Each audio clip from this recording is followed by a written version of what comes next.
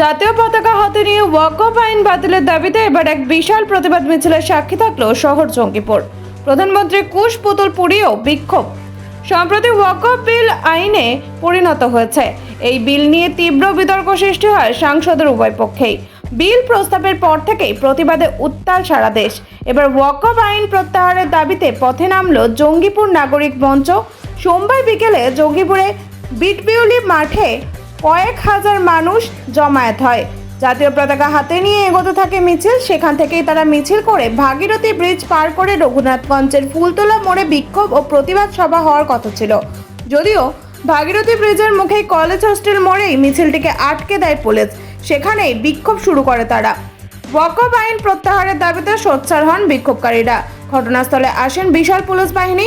Police এসে বিক্ষোভকারীদের সঙ্গে কথা বলেন। আইন প্রত্যাহারের দাবিতে বিক্ষোভ দেখাতে থাকেন তারা। জাতীয় পতাকা হাতে দিয়ে কয়েক হাজার মানুষ অংশ নেন প্রতিবাদ মিছিলে। ওয়াকফ আইন বাতিলের দাবিতে উঠতে থাকে স্লোগান। নরেন্দ্র মোদীর কুশ পুতুল ও পোস্টার দাহ করা হয় এদিনের মিছিল থেকে। আপনারা জানেন কেন্দ্র সরকার যে মুসলিম বিরোধী ওয়াকফ বিল এনেছে, তার প্রতিবাদে সমগ্র জঙ্গিপুরবাসী এই ওয়াকফ বিল বাতিলের দাবিতে আজকে আমাদের প্রতিবাদ মিছিল ছিল। কিন্তু প্রতিবাদ মিছিল দেখলাম যে জঙ্গিপুর হলুদ বিল আটকে দেওয়া হলো, সেটা কি কারণে আমরা বুঝতে পারছি না। ওনারা বলছেন যে ওপারে নাকি রামনবমী আছে, কিন্তু রামনবমীটা গত কালকে হয়েছে। আর দ্বিতীয় কথা, আমরা তো কোনো উত্তেজিত ভাবে মিছিল করতে চাইনি, আমরা শান্তি শৃঙ্খল ভাবে মিছিল করতে চাইছি। কারণ আপনারা জানেন আমাদের বাপদাদার যে সম্পত্তি, সেই সম্পত্তিগুলো বিজেপি সরকার লুট করার একটা আইন পাস করেছে। সেই আইন প্রত্যাহারের দাবিতে আজকে জঙ্গিপুরবাসী পথে নেমেছিল। এই যে আইন, সেই আইন যদি বাতিল না হয় তাহলে কি বলতেন? আমরা বৃহত্তর আন্দোলনে নামবো। যতক্ষণ না পর্যন্ত এই আইন বাতিল হচ্ছে আমরা কিন্তু পথে বসবো। ভবিষ্যতে কি পরিকল্পনা করছে? ভবিষ্যতে আমরা এই আন্দোলন চালিয়ে যাবো যতক্ষণ না পর্যন্ত এই আইন বাতিল হচ্ছে বা প্রত্যাহার হচ্ছে। আমরা দীর্ঘদিন ধরে এই আন্দোলন চালিয়ে যাবো। তাহলে কি আপনি মনে করছেন যে কৃষি বিল যেমন করে আইন বাতিল হয়েছিল, সেটা ওয়াকফ বিলের আইন? অবশ্যই আমরা চেষ্টা করবো, কারণ কৃষি গোটা ভারতের 2% কৃষি আছে, আর আমরা 25% কি 20% আমরা মুসলমান আছি। আমরা কেন পারবো না? 2% যদি পারে তাহলে আমরা 25% কেন পারবো না? এটা আমাদেরকে পারতেই হবে, কারণ এটা আমাদের অস্তিত্ব বাঁচানোর লড়াই। কারণ এটা যদি না হয় আমাদের কবরস্থান, মসজিদ, মাদ্রাসা কিছু থাকবে না, পুরোটাই কিন্তু দখল করে নেবে একটা ট্রাস্টের নাম করে। আজকে ওরা বলছে একটা ট্রাস্ট খুলেছে, কিন্তু বিগত দিনে আপনারা দেখেছেন রাম মন্দির বা অন্যান্য মুসলিমদের যে ট্রাস্ট গুলো আছে সেখানে তো কোনো মুসলমানকে জায়গা দেওয়া হয়নি। তাহলে কেন এটা ট্রাস্টের নাম করে? যদি ট্রাস্টের বিষয় এখন অব্দি ট্রাস্ট ঘোষণা হলো না, কিন্তু উত্তরপ্রদেশে যোগী সরকার ঘোষণা করছে আমরা এটা দখল করবো, ওটা দখল করবো, মাদ্রাসা পাঠাচ্ছে প্রশাসন।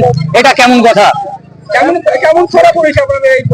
এটা আপনারা জঙ্গিপুরে দেখলেন, এর আগে দলগত ভাবে হয়েছে, আমরা নন পলিটিক্যাল ভাবে করলাম এটা, ঠিক আছে। তার পাশাপাশি ছিল যে এত গরিব মানুষের যে ওষুধের দাম, সেই ওষুধের দামটা যেটা বাড়িয়ে দিয়েছে সেটা নিয়ে আমরা কিন্তু পথে নামবো আগামীতে। আমার নাম সাদাত হোসেন, আমি একজন সোশ্যাল ওয়ার্কার। জঙ্গিপুর থেকে সাহিন শেখের রিপোর্ট, চেতনা নিউজ। হলমার্ক সোনার গহনার বিপুল সম্ভার নিয়ে এলো জীবন্তীর সাকিব জুয়েলার্স। এখানে পাবেন দুর্দান্ত অফার।